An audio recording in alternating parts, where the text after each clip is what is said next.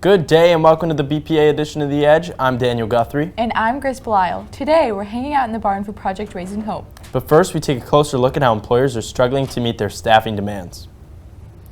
COVID-19 put the world on pause, including the economy. Millions of workers were forced out of employment, affecting businesses everywhere, including schools. The Edge's Jackson Spencer has the story.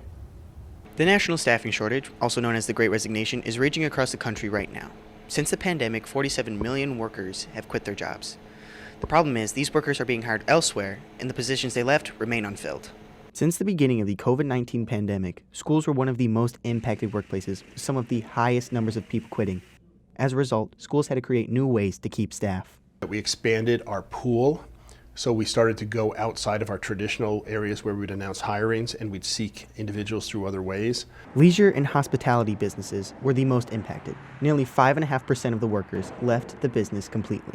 It's made for difficult times, just not having enough people.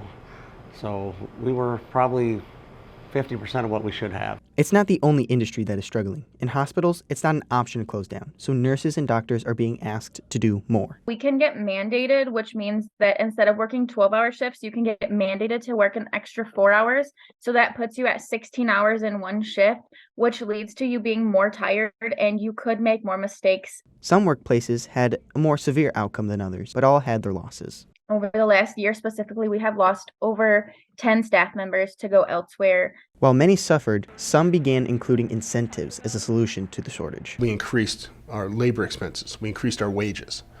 Other workplaces have started to look past wages and instead have been offering more flexible work hours, meeting employment feedback, and building a more comfortable work environment. We see a positive outlook towards the future of this shortage, and we expect these numbers to improve.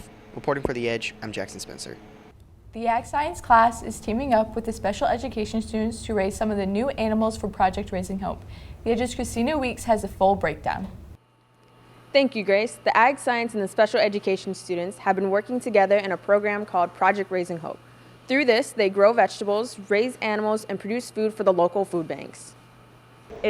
It's great to see these relationships blossom, not only between our students, but with our community as well. And the community responds so well from this project. And I just love seeing it all come together. I love being able to produce food for people in need, creating those relationships with everyone. It's just all around a wonderful project. In the last 10 years, Project Hope has raised enough food to donate more than 186,000 meals to people in need. But the project does more than just feed people. It helps create opportunities for students.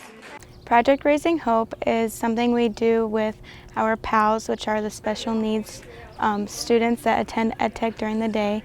And we just take them outside, we teach them how to do chores, we talk to them, we make them feel comfortable with animals and around kind of a different environment than they're used to in the classroom. This program is an important part of the special needs students' education. Project Raising Hope gives students job skills, they give them some responsibility, they get to collaborate with peers their age or a little bit younger, and they get to see a process from start to finish, which they don't often get to see. The special education students are not the only one learning something new. It's really good for them because they get to work with someone that might think a little differently than them, and they get to learn how to communicate with other students and other types of personalities. It's small moments that stick with the students. We have a barn cat, his name is Frank. They all chase after him and they love him. Getting to see them all pet him and feed him is like the best experience ever because they get so excited. As the program continues to grow, students will make more friends, create new memories, and help feed more families in the community. Reporting for The Edge, I'm Christina Weeks. That concludes this edition of The Edge. Make sure to follow us on our Facebook, Instagram, Snapchat, TikTok, and Twitter at The Edge LC. I'm Grace Belisle. And I'm Daniel Guthrie, signing off.